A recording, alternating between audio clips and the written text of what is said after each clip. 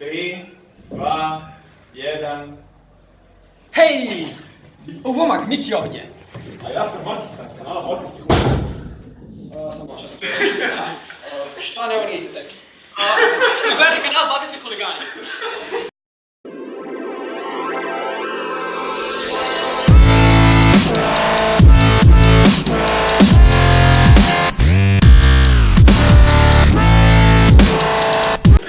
Jeste se li ga zapitali tko je Ana Karenjina? Što je Ana Karenjina? Donosim vam 10 zavodnih činjenica o Ani Karenjini.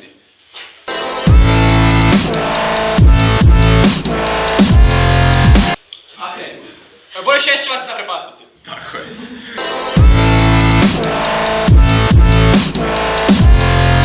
Dakle, nakon svojeg prvog navodnog romana, Ratimir, koji on, by the way, uopće nije smatrao svojim romanom, Tolstoj imao namjeru da u istom duhu napiše roman o Petru Velikom i njegovoj slavnoj vladavini.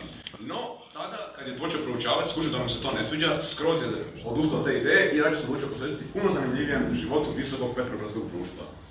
To je bila činjenica broj 1. Činjenica broj 2.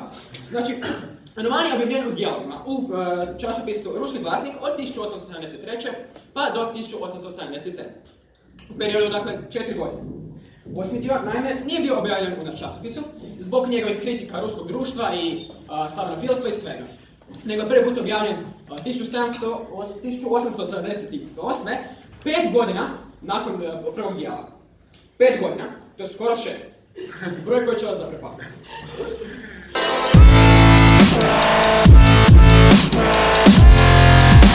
Tolstoj ga smatra svojim prvim romanom, ali, kao što svi znamo, Tolstoj je bio veliki lažac, to mu je čak bio 6. roman, kad smo već kod broja 6, pazite se, zaprepastit će vas, i bio mu je također predzadnji roman.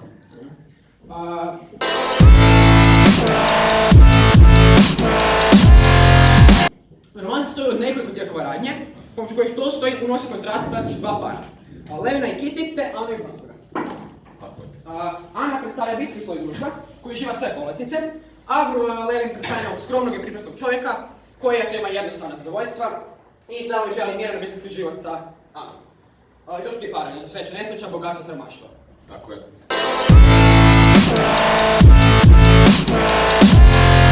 Također, broj 5. 87% upitanika izjavilo je da im se sviđa ovaj roman. 87. Samo 81 od broja 6.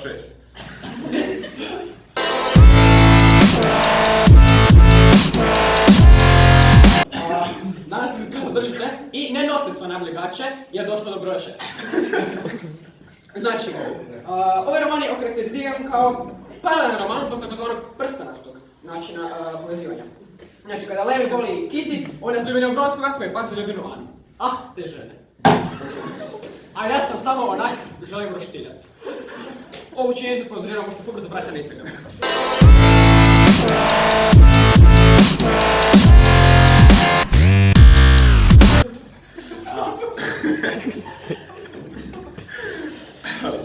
A, za sve vaše u publici, koje se niste mogli postaviti sa činjenicom broj 6, imamo jednu za dame, o damama. Ah, te žene stalno nešto idu ovo.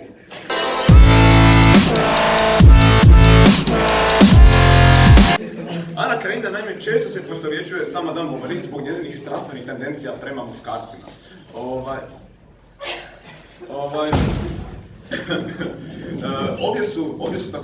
Objema je također slično to što su na kraju bile poklonjene od strane društva svojih nemoralnih činova.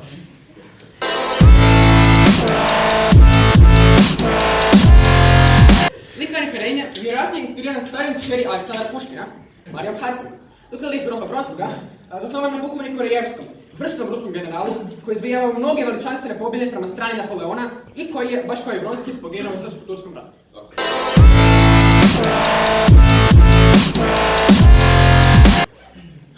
Ana Karenjina čak se smatra najboljim romanom 19. stoljeća. Šalim se da sad onih 13% smatra jako šašima.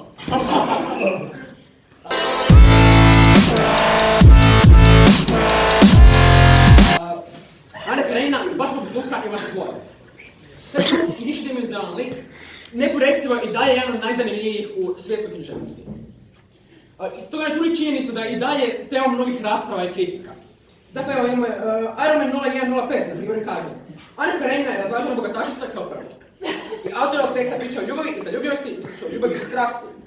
Krajina je u svakom trenutku mogla staviti supruga i otići odabraniku, ali se nije željela veći lagovog života. Odabrala je najkukavičkiji odabir. Oziri se pak drugačijeg mišljenja pa piše da to ono što je spričao voz na jelici. I ništa ljudi, to je bilo sve za danas. Ovo je bilo 10 činjenica o Ani Karenjini. Ne zaboravite značica sviđa mi se, pretplatiti se i udriti to obavijesno zvono kao da je žena. Piju, huligani van.